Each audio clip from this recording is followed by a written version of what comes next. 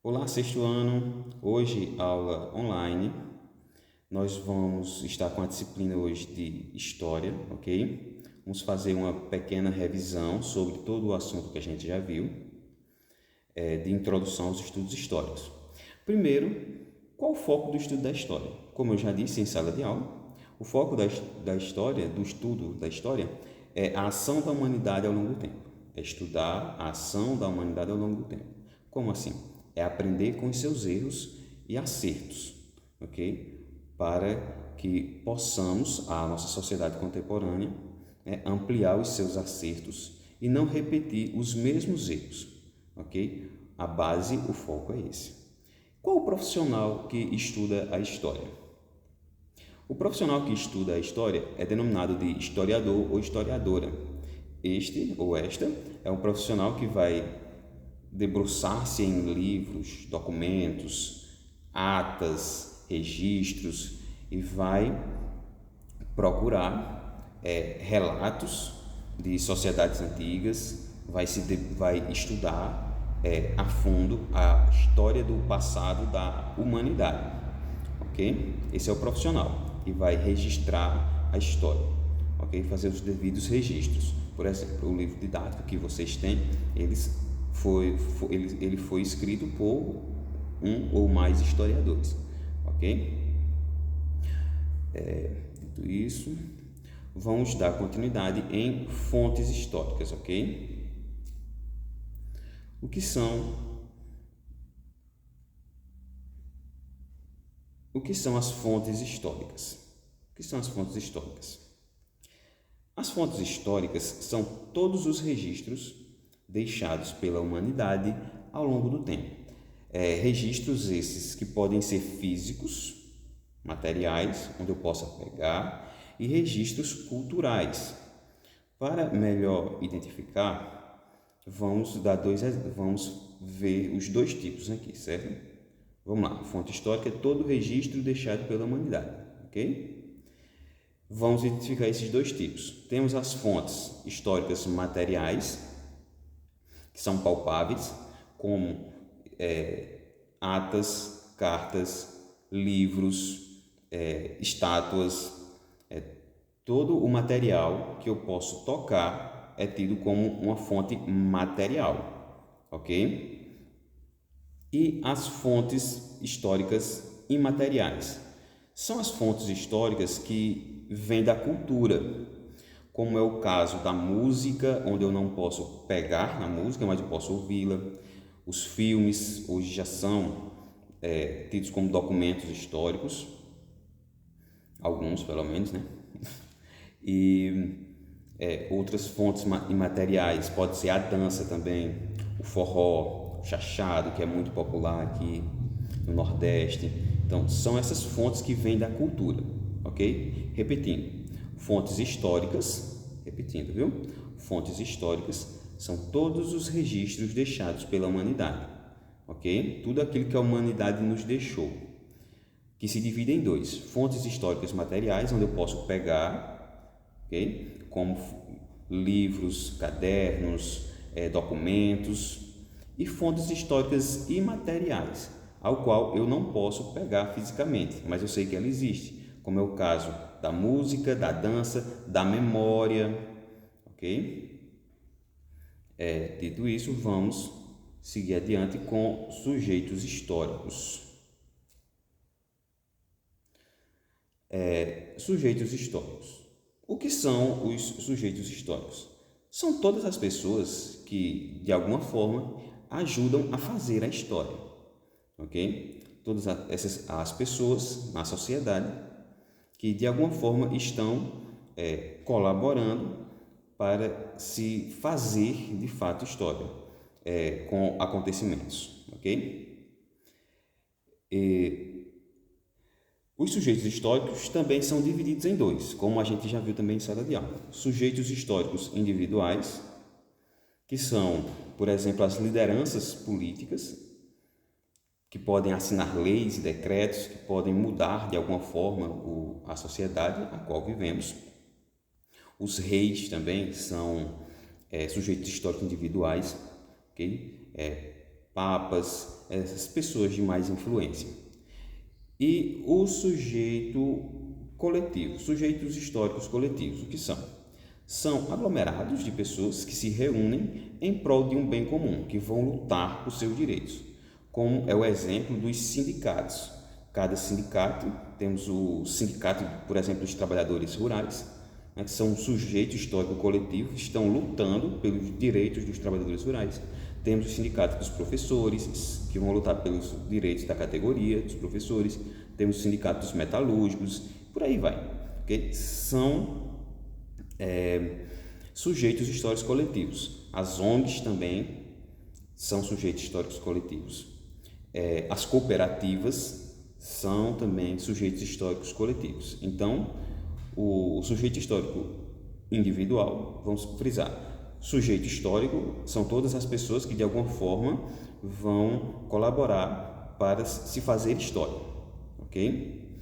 O sujeito histórico individual são as lideranças, são os reis, e o sujeito histórico coletivo é uma massa da população que se reúne em prol de um bem comum, ok? Como é o caso dos sindicatos, das cooperativas e das ONGs. Vamos agora dar continuidade com noção de tempo.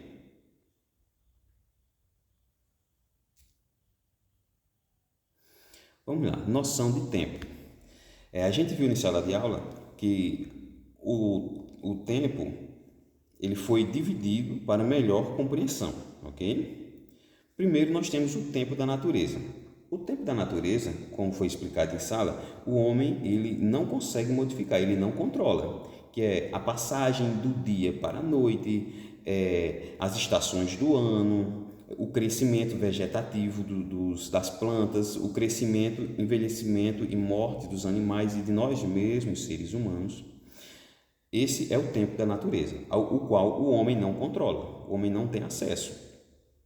Inclusive, os primeiros seres humanos, a humanidade primitiva, ela começou a notar a passagem do tempo observando o tempo da natureza, observando a natureza em si, vendo o crescimento das plantas, o envelhecimento, a morte dos seus entes queridos, de animais, o crescimento de plantas. Foi a partir daí que eles começaram a notar a passagem do tempo. Agora, vamos para o tempo cronológico. O tempo cronológico, como o próprio nome já diz, crono, que vem de tempo, lógico que é medido, certo? É o tempo medido e contado. O tempo cronológico, ele é medido e contado pelos seres humanos. E para isso, nós utilizamos alguns instrumentos capazes de medir esse tempo, como é o caso de relógios que vão medir as horas, os minutos, os segundos, e os calendários, que servem para medição do tempo em relação a dias, meses e anos. Okay? Esse é o tempo cronológico, o qual foi criado pelo homem para uma melhor divisão do seu trabalho a princípio. Agora vamos ver o tempo histórico. O tempo histórico foi criado para melhor facilitar o estudo da história, ok? O tempo histórico, ele é dividido em três. O tempo de curta duração, que é um tempo histórico, uma ação curta, um evento que demorou pouco, como é o caso, por exemplo, das eleições, que é um evento que vai modificar, de alguma forma, o quadro social, das lideranças políticas, mas é um evento curto, que acontece em torno de 3 meses, por exemplo, entre a campanha e o dia da eleição. O tempo agora de média duração, o tempo histórico de média duração, já é um tempo mais prolongado, é o tempo de uma vida humana, como o exemplo que eu dei na sala de aula, é o caso de um monarca, por exemplo, a vida de um monarca. Dom Pedro II, por exemplo, ele governou o Brasil por 59 anos. Quer dizer, é um tempo de média duração, o tempo de uma vida humana. São ações que vão demorar décadas para se concretizarem.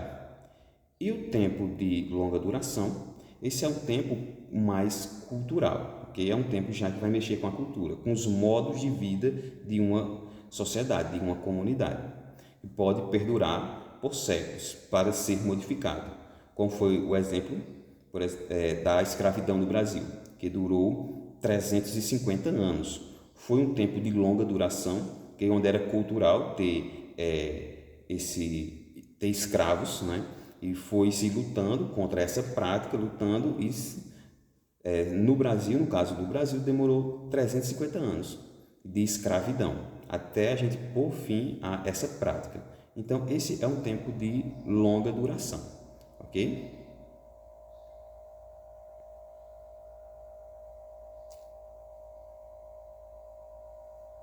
Agora, tipos de calendários. Como a gente viu, o tempo cronológico ele é dividido em diferentes partes, né? É o tempo medido. E como instrumentos nós temos os relógios e os calendários. Os calendários eles são diferentes uns dos outros. Por exemplo, o nosso calendário, o calendário judaico-cristão, o nome dele é calendário gregoriano, porque foi o Papa Gregório XIII que criou o nosso calendário ocidental. Mas nós temos outros calendários também de outros povos e outras culturas diferentes, como é o caso do calendário judaico, que eles contam, deixa eu só voltar um pouquinho aqui, tá? O calendário gregoriano. O que é que marca o calendário gregoriano? O que é que marca o calendário gregoriano? O que marca o calendário gregoriano é o nascimento de Cristo. No calendário gregoriano é dividido o tempo entre antes de Cristo e depois de Cristo. Essa é a marca principal, ok? É o nascimento de Jesus. Por exemplo, nós hoje estamos no ano de 2023, quer dizer, no ano de 2023 depois do nascimento de Cristo, certo? Outro tipo de calendário é o calendário judaico. O calendário judaico ele vai contar desde a origem do mundo de acordo com a Bíblia. Para os judeus, eles já estão por volta do ano 5700, para vocês terem uma noção. Quer dizer, é bastante tempo, não é? Mas essa é a forma deles contarem o calendário. Eles não seguem o nosso calendário ocidental, eles têm o próprio calendário deles, ok? E o calendário muçulmano. O calendário muçulmano, assim como o calendário cristão, ele também tem um marco, que foi exatamente a fuga de Maomé de Meca para Medina. Essa fuga, que aconteceu no ano de 622 depois de Cristo, é contado como ano 1 no calendário muçulmano. Assim, se fizermos as contas, no ano de 2023, para a gente que estamos no calendário cristão, mas para eles do calendário muçulmano, eles ainda estão no ano de 1401. Olha como é difícil de entender, né? Mas isso aí é cultura, são os povos. Cada cultura vai ter sua forma de expressar também a sua linha temporal, a sua cronologia, ok? Bem, gente, no máximo é isso. Espero que assistam a videoaula e na sala de aula nós vamos fixar melhor esses temas, ok? Boa aula para todos.